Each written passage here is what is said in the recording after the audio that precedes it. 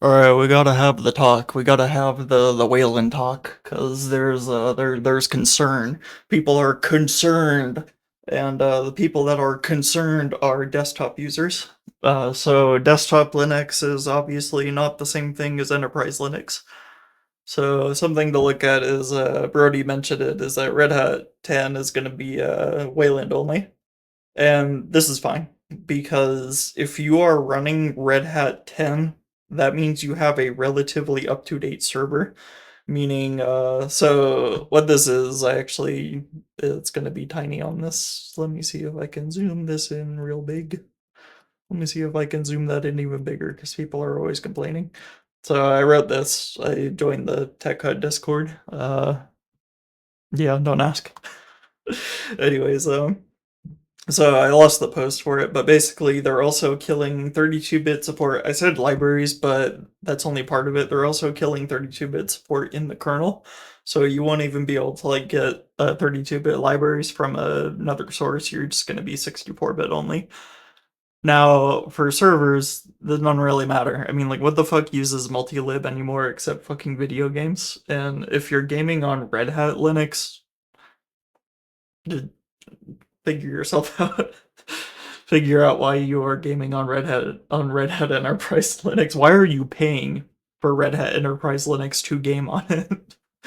When if you really needed, if you really wanted to use Rel 10 for gaming and not like enterprise support, you could get Rocky or Alma, which are sadly also bug for bug compatible with Rel 10. So that means you also won't be able to game on those unless your games are 64-bit. And I had this conversation in another Discord where I said, yeah, people don't realize this, but a lot more games than you think have 32-bit libraries somewhere in them.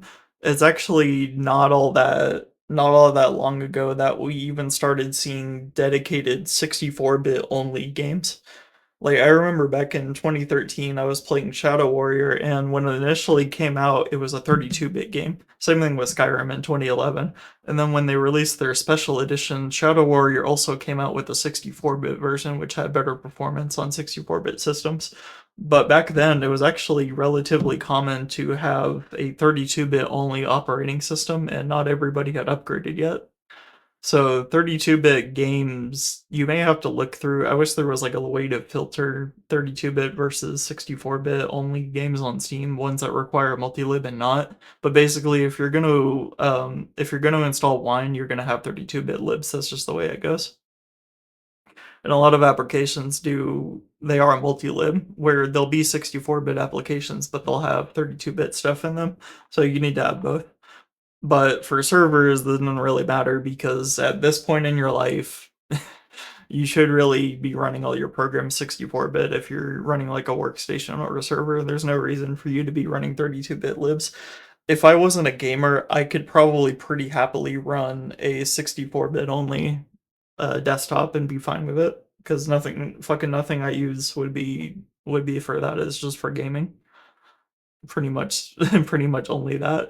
But anyways, we got to talk about Wayland because what's happened is people are kind of conflating this as the end of Wayland because Red Hat Enterprise Linux is obviously in a special case.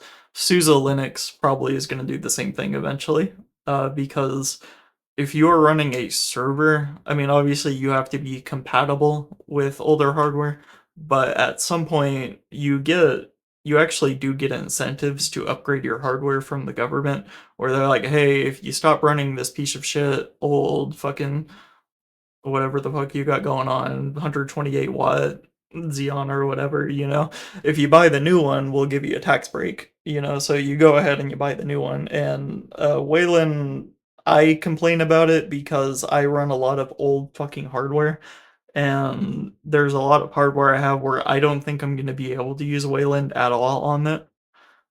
Hopefully I have gotten rid of all of that though. I think just my Chromebook has to use Xorg. But who the fuck cares? Because it's fucking ARM v7, so it hasn't been updated in like 10 years. you know? Like it's fucking 32-bit ARM. So yeah, it's gonna have Xorg for till the end of its life whenever I decide to throw it the fuck away. you know. But people act like Wayland itself is going away, or sorry, that Xorg itself is going away on desktop Linux, and I'm going to sit here and tell you that Red Hat Enterprise Linux is also killing 32-bit support. So be fully aware you're in a completely different market from Enterprise Linux, where you can run whatever the fuck hardware you want and Xorg will run just fine on it. You're not gonna have to switch to fucking FreeBSD, just to have Xorg support. You're gonna be fine. So if you're trying to fearmonger about this like Birdie is, I don't think he knows what the fuck he's talking about. No offense to Birdie, obviously, but Xorg ain't going anywhere because a lot of people use Linux on old hardware. Cinnamon doesn't even. Their Wayland's in fucking alpha. Mate hasn't even, like, their Wayfire section is fucking garbage. You pretty much only got like Hyperlin, Sway, KDE, and GNOME as like your real Wayland options, and I can't get half that shit to work anyways. So don't worry about Wayland taking over your desktop anytime soon. It would be really cool if you upgraded to hardware that supported Wayland because Wayland's really cool, personally. But if you need to use Xorg, I mean, fuck me, man, it ain't going anywhere. You're gonna be able to use Xorg in the next 10 years. Don't fucking worry about it. It's just as you upgrade your hardware, start considering running the new display protocol, whatever, on your new hardware. You know, because it is getting better. It's mostly usable for me now. I know that there's some accessibility problems, but I did get GNOME working at least for even people that are like almost completely paralyzed. So like, fuck me. I mean, like, Richie uses KDE with a fucking 1,000 zoom magnifier, so if it's got the accessibility stuff already, basically, is what I'm saying. It kind of sucks. It does kind of suck, but it is somewhat usable. So bear that in mind that Xorg isn't now like the big accessibility push anymore. We do actually have some options on Wayland, and Cosmic says that they are working on things on System 76 says they're working on things on Cosmic. So I trust them to to work on things. Cosmic looks like it'll be pretty cool once it's usable. But like, don't worry about it.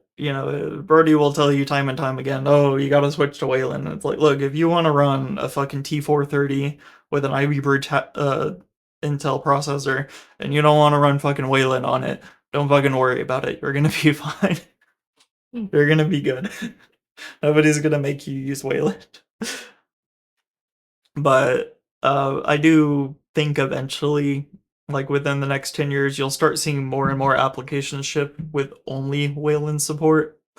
And that's going to be the transitionary period. But this is like, I mean, we're talking like when your fucking Haswell i5 is like e-waste, where there is absolutely no reason you should be running it over a somewhat newer system. It'll be like when people will just like give you 8th gen Intel systems or something that will work fine with Wayland. Like shit. So don't worry about it. You're gonna be fine. Xorg's not going anywhere. Wayland, Red Hat Enterprise Linux is not something you need to be concerned with because they are not a desktop operating system. They are made specifically for workstations to manage servers. So unless you're doing that and you actually pay for a Red Hat license, don't fucking worry about it. I'll see you guys later. Bye.